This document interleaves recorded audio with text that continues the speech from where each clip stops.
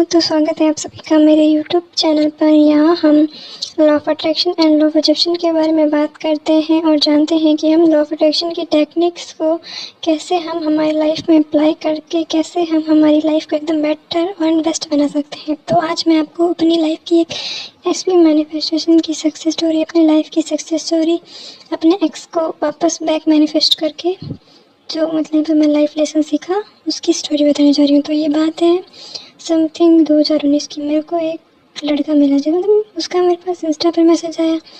मैंने 1 महीने इग्नोर किया, फिर मैंने उससे बात की। बात करते करते हमारी बॉन्डिंग अच्छी हुई, हम बात करने लगे, हम रिलेशनशिप में आ गए। तो स्टार्ट के 2 साल तो अच्छे चले, मैं एकदम बेस्ट चलते हैं, जबकि चलते हैं वैसे बेस्ट चले। फिर धीरे धीरे मेरी नेगेटिविटी की वजह से मैं नेगेटिव सोचती रहती है, ये मेरे को छोड़ देगा, और लोग भी बोलते रहते हैं इसकी ये दूसरी गर्लफ्रेंड है, ये दूसरों से बात करता है। ये सब बातों ने मेरे माइंड पे इफेक्ट किया। मैं नेगेटिव सोचने लगी, नेगेटिव बोलने लगी, उससे लड़ाई झगड़ी करने लगी, वो भी लड़ाई झगड़ी करने लगा, नेगेटिव होने लगा। ऐसे करते करते हमारे रिश्ते में रेजिस्टेंस आने लगा, तो हमारे रिश्ते मतलब ख़राब होने लग गया और लड़ाई झगड़ों से।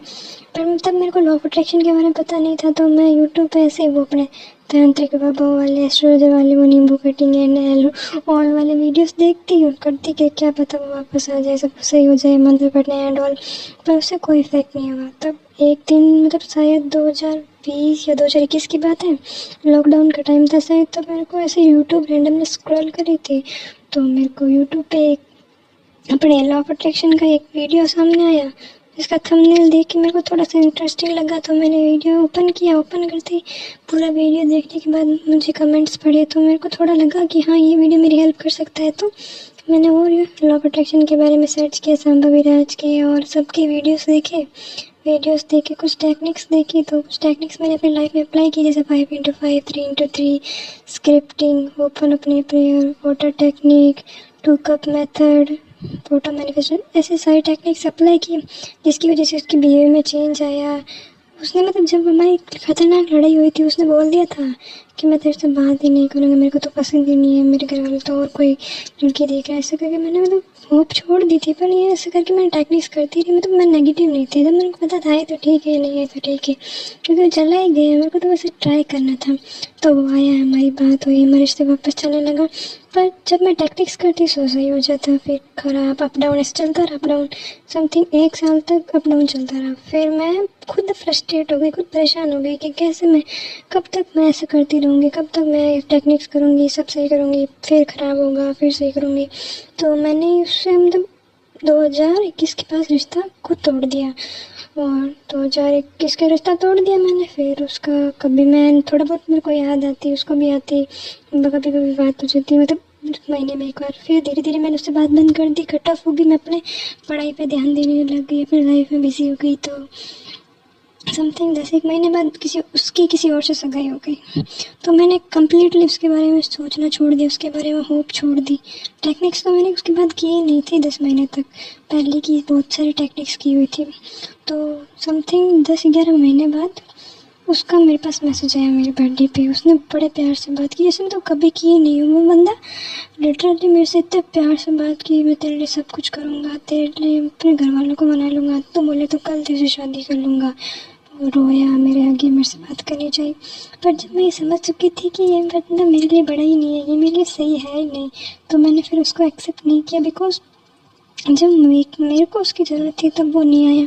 जब मैं अपनी लाइफ में आगे बढ़ गई, मैंने उसको लेट गो कर दिया कि हाँ मान लिया कि ये मेरे लिए सही नहीं है, फिर वो आया, उसने किसी और से सगाई कर ली, फिर भी वो मेरे पास आया।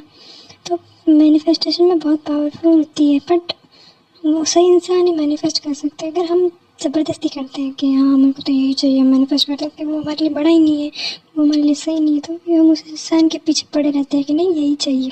तो यूनिवर्स हमें देते हैं, पर वो हमारे लिए सही नहीं है। यूनिवर्स हमारे मम्मी पापा के समान है कि जो हमारे लिए सही है वही हमें देंगे। चाहे अगर हमारे लिए कोई चीज़ सही नहीं है, हमें फ्यूचर में हर्ट करने वाली, तो वो खुद हमसे दूर कर देंगे। पर हम ज़िद्दी होते हैं कि नहीं हमें तो वही चीज़ चाहिए, चाहे वो हमें हर्ट करे। तो ऐसा कभी नहीं करना चाहिए। जो चीज़ हमारी है ही नहीं उसको लेट को कर दो, यूनिवर्स पे ट्रस्ट रखो, जो आपके लिए सही होगा, जो आपके लिए बेस्ट होगा, वो आपके पास ज़रूर आएगा। मैंने मतलब उससे सीखा, उस टाइम पे सीखा उससे। मैं उससे बहुत प्यार करती थी, मतलब उसके लिए सब कुछ करने के लिए तैयार थी। बट धीरे धीरे मैंने समझा कि कोई इंसान इतना भी ज़रूरी नहीं होता जिसका उतना हम उसको बढ़ा के बैठते हैं। जब उसको हम इम्पोर्टेंस देंगे तब वो हमारी वैल्यू कम करेगा ना। उसको इम्पोर्टेंस दो ही मत, जितना वो हमें दे रहा होती दो।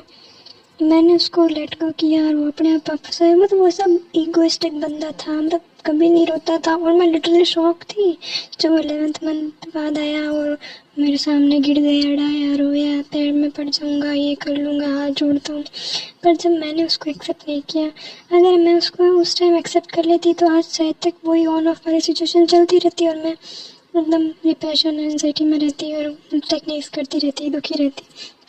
तो इस सक्सेस स्टोरी से, मेरी सक्सेस स्टोरी, लाइफ स्टोरी जो भी मान लो, आप इससे यही सीख मिलती है कि जो चीज़ हमारी है नहीं उसको पकड़ के मत रखो, उसके लिए ज़िद मत करो। आपके लिए जो बेस्ट होगा, जो परफेक्ट होगा, वो यूनिवर्स आपके सामने अपने आप ला के रख देंगे। सो आज के लिए इतना ही।